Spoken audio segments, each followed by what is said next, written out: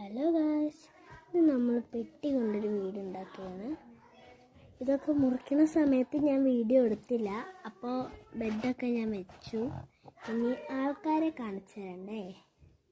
ഇതാ ഒരാളും കൂടി ഉണ്ട്. ഇതാണ് നമ്മുടെ അടുത്ത ആള്.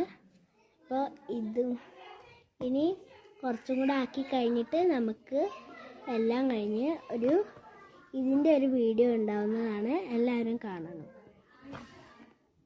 അപ്പോൾ നമ്മുടെ സ്റ്റിക്കി നോട്ടൊക്കെ ഒട്ടിച്ച് ഇതിലെന്തെങ്കിലും ചെയ്യണം. അപ്പോൾ അതിനു മുമ്പേ നമുക്ക് ഈ ബെഡൊന്ന് നേരാവണ്ണം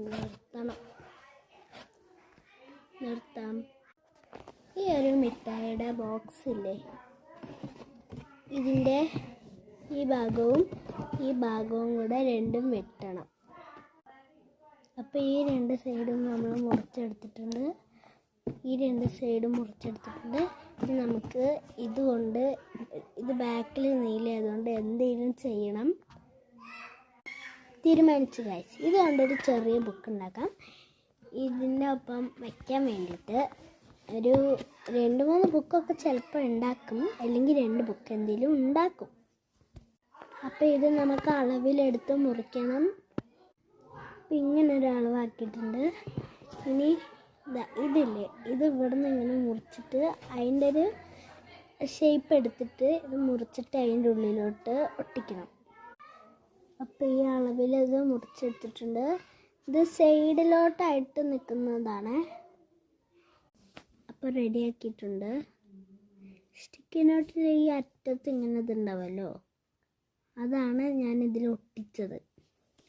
അപ്പോൾ ഒരു ബുക്കായി. ഇനി അടുത്ത ബുക്ക് നമുക്ക് ഇത് ചെരിച്ചിട്ട് എഴുതുന്ന ബുക്കാണ്, അല്ലെങ്കിൽ ഇങ്ങനെ ഉപയോഗിക്കാം.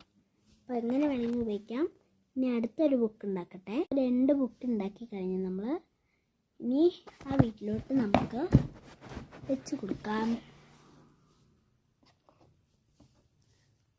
ഓക്കെ, അപ്പോൾ ഇനി എന്തെങ്കിലും വേണമെങ്കിൽ നിങ്ങൾ കമൻറ്റിൽ പറയുക.